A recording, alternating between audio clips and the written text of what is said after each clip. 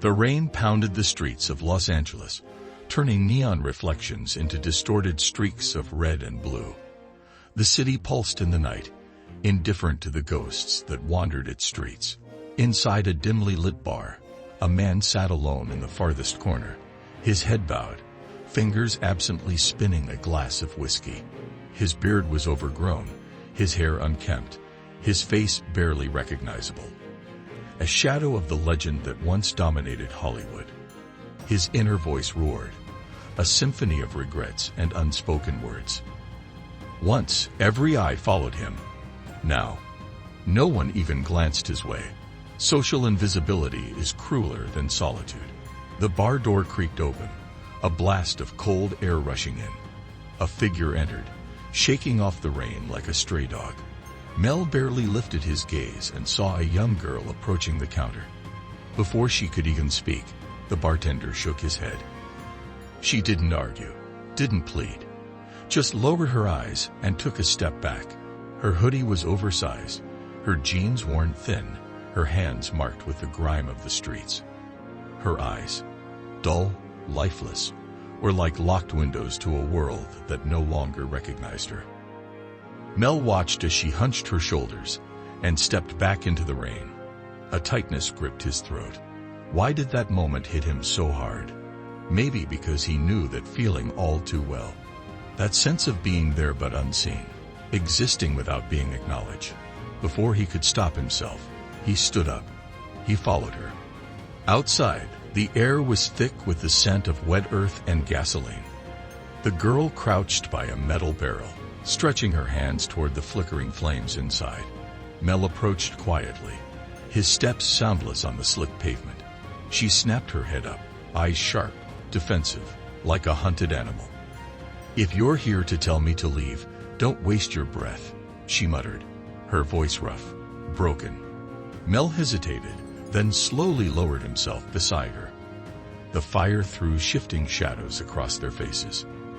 "I'm not here to send you away," he said simply. "I just want to understand." She studied him, trying to read his intentions. The wind howled through the alleys, carrying the stench of garbage and rain. "Understand what?" she asked, her voice a mix of curiosity and suspicion. Mel tilted his head. "What it's like to be invisible." A flicker of surprise crossed her face. No one had ever asked her that before. No one had ever cared to. "It's like screaming in an empty room," she murmured, her voice barely above a whisper. "Like walking through crowds and leaving no trace. Like..." Her breath hitched. "Like you don't exist anymore." The silence that followed was thick, heavy with things unsaid. The fire crackled, throwing flickering light onto their faces. Mel dropped his gaze, feeling every word resonate deep within him. An echo of years spent drowning in his own irrelevance. "I know," he finally said. "Want more powerful stories like this? Subscribe to Iconic Stories and turn on notifications. You won't want to miss what's coming next." The words hit Mel like a punch to the gut. To be seen, to be acknowledged, not for who he used to be, but for who he was now. For years, he had believed his worth had disappeared along with his fame. But maybe it hadn't. "Are you hungry?" he finally asked. Eva met his gaze, a flicker of hope and pride battling in her eyes. "I don't need your pity. It's not pity, just dinner." After a moment, she nodded.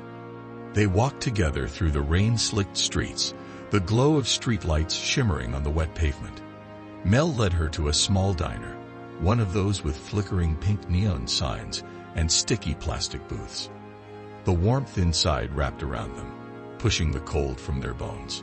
Eva hesitated before sitting down, her movements cautious, as if expecting to be kicked out at any moment. The waiter approached, raising an eyebrow at her. "You ordering?" Mel didn't hesitate. "Cheeseburger and fries for her. Coffee for me." Eva stared at him, gratitude and unease flickering across her face. "You don't have to. I know. But I want to." As they waited for the food, Eva began to talk. Not everything, just fragments.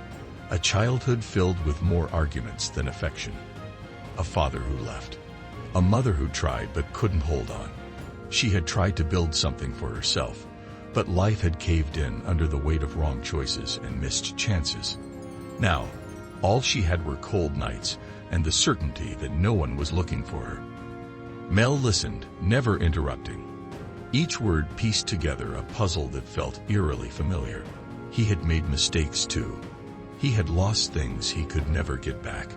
But something in Eva's voice made him realize that for her, time was running out.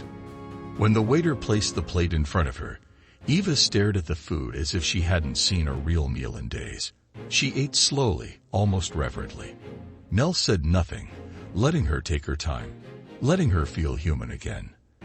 Then suddenly, she set down her fork. Her eyes welled with tears. "What is it?" Mel asked. She held his gaze for a long moment. "No one's ever stopped before. No one's ever asked my name." A lump formed in Mel's throat. He didn't answer right away. Instead, he took a slow sip of coffee, letting the moment settle. Social invisibility is a silent sentence. But maybe, just maybe, all it took was a single moment to break it. Outside, the rain continued to fall. But for the first time, Mel and Eva were no longer alone. The previous night's rain had left the air crisp, tinged with the scent of damp earth and asphalt. Mel sat on a bench in a dimly lit park, watching the slow movement of cars on the nearby street. The muffled hum of traffic blended into the quiet, a rhythmic background to his thoughts. Beside him, Eva cradled a lukewarm cup of coffee he had bought her from a nearby kiosk. Wisps of steam curled into the cool night air, disappearing into the darkness. "You don't have to stay here with me," she said, breaking the silence. "I know you have your own life." Mel gave a small smile, still staring at nothing in particular. "Who said I have a life?" Eva studied him for a moment, unsure how to respond. "No family, no friends, no one waiting for you." Mel ran a hand through his hair, exhaling. "Once, yeah. Not anymore. I lost a lot along the way, including myself." She lowered her gaze, gripping the warm cup between her fingers. "I get that. Sometimes it feels easier to disappear than to keep looking for a reason to stay. But you're still here," he said, his voice quiet but firm. "That means something." She shook her head. "And what if it doesn't?" Mel hesitated. The nights drowned in whiskey. The faces he had disappointed. The choices he couldn't take back. Everything told him that the past was an anchor, something that couldn't be escaped. But sitting here, next to this girl who had lost more than he could ever imagine, and was still breathing, maybe that was enough. "There's always something," he said at last. "Even when you think you've hit rock bottom." Eva gave a faint smile, though uncertainty still lingered in her eyes. "And you? Have you found a reason?" Mel opened his mouth to respond but stopped. What was he supposed to say? That he had grown used to loneliness. That regret kept him up at night. No, that wasn't the right answer. Instead, he lifted his gaze to the sky, where the clouds were slowly breaking apart, making way for a few timid stars. "Maybe I'm still searching." Eva nodded, as if she understood exactly what he meant. The wind picked up, and Mel noticed her pulling her hoodie tighter around her shoulders to fight the cold. Without thinking, he shrugged off his jacket and draped it over her. "You don't have to," she started, but he cut her off with a small gesture. "Keep it, at least until you find something better." A quiet thank you slipped from Eva's lips, but Mel didn't respond. He simply stared ahead, listening to the steady rhythm of his own heartbeat. The night stretched on in a silence filled with unspoken thoughts. Then, just as the streets began to empty, Eva stood up. "Come with me." Mel looked at her, surprised. "Where?" "I want to show you something." Without another word, she started walking down the sidewalk, her footsteps echoing behind her. Mel hesitated only a moment before following. They walked for several blocks, weaving through dimly lit alleys and streets littered with scraps of a forgotten city. The deeper they went, the more rundown the neighborhood became. a part of Los Angeles that had slipped through the cracks. Finally, Eva stopped in front of an abandoned building, its windows shattered, its walls covered in faded graffiti. "I used to live here," she said, her voice a mix of nostalgia and sorrow. Before everything fell apart, Mel didn't say anything. He just let her speak.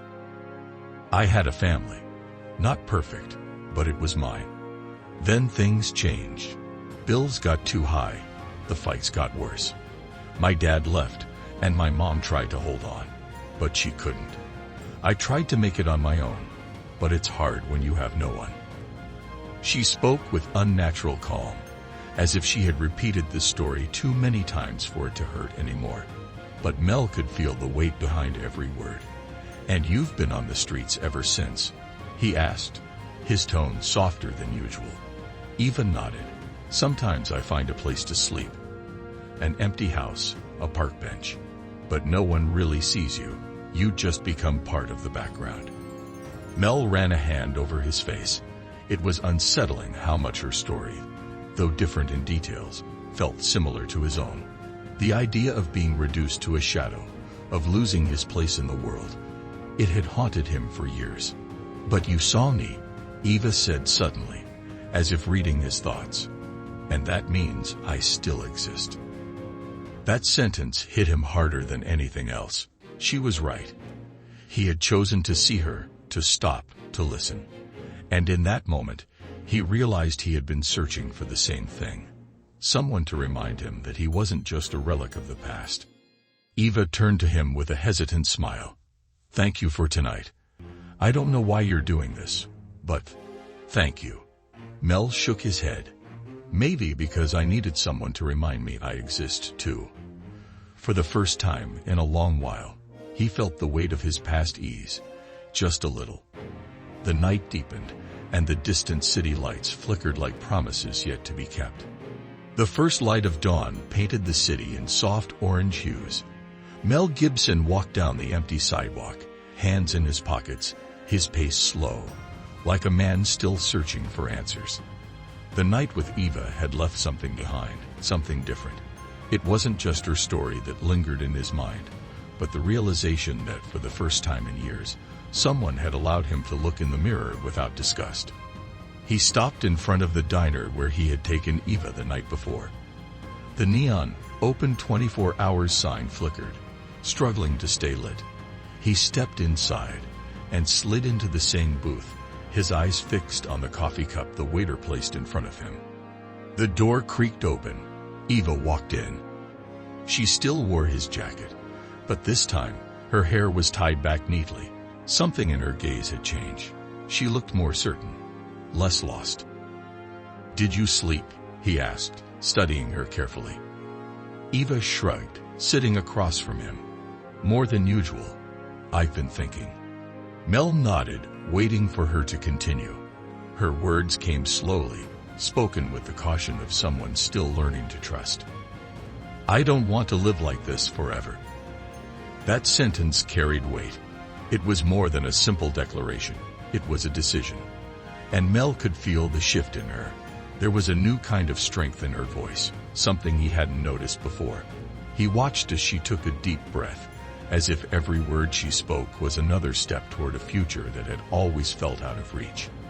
"What do you want to do?" he asked, genuinely interested. Eva toyed with the sleeve of his jacket. "I don't know yet, but I know I don't want to wake up every morning wondering if I'll make it through the night. I don't want to just be another shadow in this city." Mel stared down at his coffee, then slowly nodded. "Then let's start small, one step at a time." The silence that followed wasn't heavy. It was filled with something unspoken, possibilities waiting to take shape. For the first time in years, Mel felt like he needed to move, like he couldn't just stand still in his past anymore. After finishing breakfast, they stepped out into the morning light. The city was waking up, but Eva looked at it differently now. She wasn't seeing it as an enemy anymore. She was trying, hesitantly, to see it as an opportunity. They stopped in front of a shelter. Eva hesitated, staring at the worn-out sign, and the slow shuffle of people going in and out. "I don't know if I'm ready," she murmured. Mel placed a hand on her shoulder. "No one ever is. But courage is taking the step forward, even when you're afraid." Eva met his gaze, searching for reassurance. Then, with a deep breath, she stepped inside. Mel watched her go, standing still for a long moment. He knew it wouldn't be easy for her, but that one step meant everything. It meant change was possible. It meant hope wasn't entirely lost. He lingered there a little longer, then turned and started walking. For the first time in years, he felt like he had a direction. If you want more powerful stories like this, subscribe to Iconic Stories and turn on the notification bell. You won't want to miss what's coming next.